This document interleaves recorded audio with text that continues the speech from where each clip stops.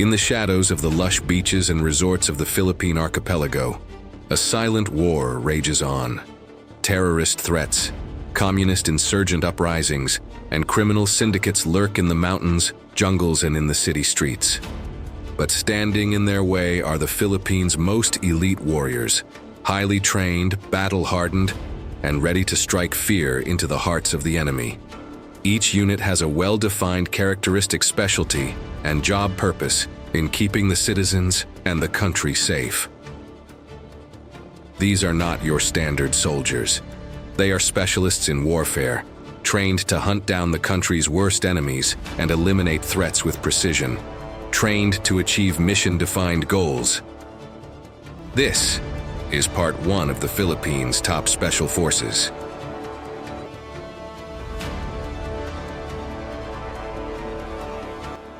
The 1st Scout Ranger Regiment was established in 1950 by former AFP Chief of Staff Rafael Ileto.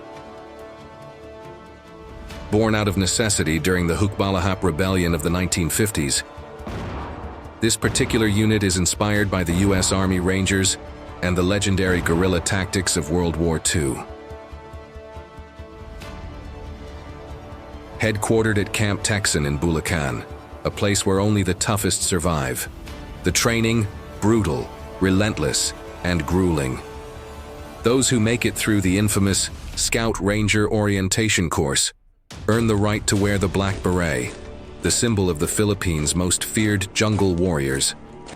Their specialty and purpose: jungle warfare, counterinsurgency, and direct action raids. Whether in the mountains, forests, or swamps, the Scout Rangers are built to hunt, ambush, and strike hard. One of their most legendary battles? The Marawi Siege of 2017.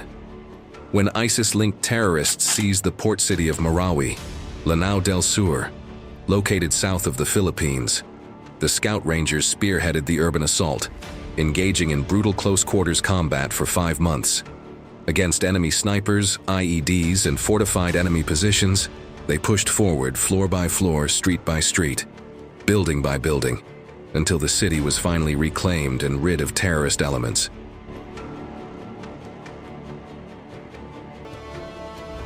When criminals and terrorists think they can escape the law, they meet the PNP Special Action Force. Established in 1983 under the direct supervision of the Philippine National Police, the PNP-SAF operates like a military unit within the country's police force, swift, deadly, and highly specialized. Their headquarters is based in Camp Bagong Diwa, Taguig City, and they answer directly to the Chief of the Philippine National Police. They are experts in counter-terrorism, hostage rescue, and high-risk law enforcement operations. These warriors are the first to enter and the last to leave. Perhaps their most harrowing mission?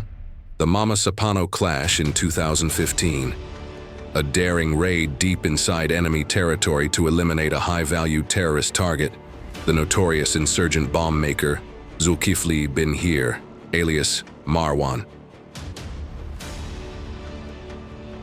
The operation was a success, having eliminated Marwan in his house.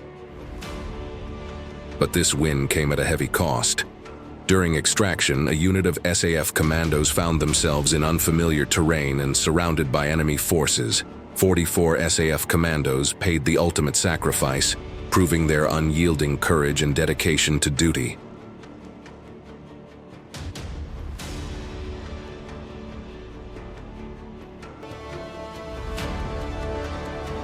Born out of the global war on terror, the Light Reaction Regiment was officially established in 2004, but its roots go back to the late 90s, when U.S. Army Special Forces trained select Philippine troops in counter-terrorism.